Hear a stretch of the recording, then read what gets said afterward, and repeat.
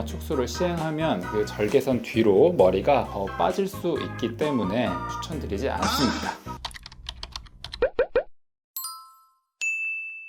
안녕하세요. 온유성형외과 안용수 원장입니다. 이마가 넓어서 고민인 분들께 어떻게 넓은 이마를 줄일 수 있을지 여러 방법을 찾아보실 텐데요. 이마 축소의 경우 어떤 분들에게 추천을 드리는지 오늘 설명드리겠습니다. 선천적으로 이마가 넓은 경우에는 이마 축소를 하면 좋은 결과를 얻을 수 있습니다. 반대로 후천적으로 탈모 같은 이유로 이마가 넓어진 경우에는 이마 축소를 추천드리지는 않습니다. 부피를 당겨서 이마의 크기를 줄이는 수술이기 때문에 모량이 충분해야 머리가 비어 보이지 않고 자연스러워 보입니다. 그런데 탈모가 있는 경우에는 이마 축소를 시행하면 그 절개선 뒤로 머리가 더 빠질 수 있기 때문에 추천드리지 않습니다. 이마 축소 수술은 두피를 아래로 당겨서 이마를 줄이는 수술이지 옆으로 이렇게 줄이는 수술이 아니기 때문에 위아래로 긴 이마는 좋은 수술 결과를 얻을 수가 있습니다. 반대로 이제 M자나 혹은 가로 방향으로 이렇게 좌우가 넓은 경우에는 이마 축소 수술만으로 완전한 해결을 하기는 어렵습니다. 그래서 이런 경우에는 이마 축소 수술과 그리고 모발 이식을 같이 병행하는 것을 추천드립니다.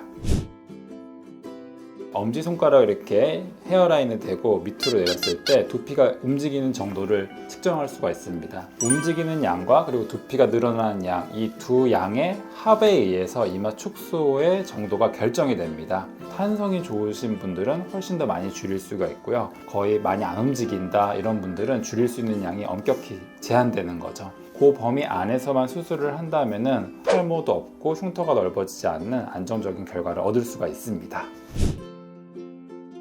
헤어라인이 반듯하게 일자인 분은 아무도 없습니다. 실제로 헤어라인을 자세히 보면은 불규칙성을 띠고 있거든요. 가운데가 밑으로 많이 내려온 분들이 있고 완전한 M자는 아니더라도 사이드 쪽이 모발의 밀도가 떨어지면서 살짝 올라간 듯한 느낌을 보일 때가 있습니다. 이런 경우에 이마 축소를 통해서 이런 모양들을 어느 정도는 교정할 수가 있습니다. 헤어라인의 비대칭과 어떤 특정적인 모양을 이마 축소로 다 교정한다는 것은 무리가 있습니다. 그래서 안전한 범위 내에서 한정적인 교정을 하고 특히 이제 바깥쪽에 헤어라인을 많이 교정해야 되는 경우에는 이마 축소와 그리고 모발 이식을 같이 하는 것이 좋습니다.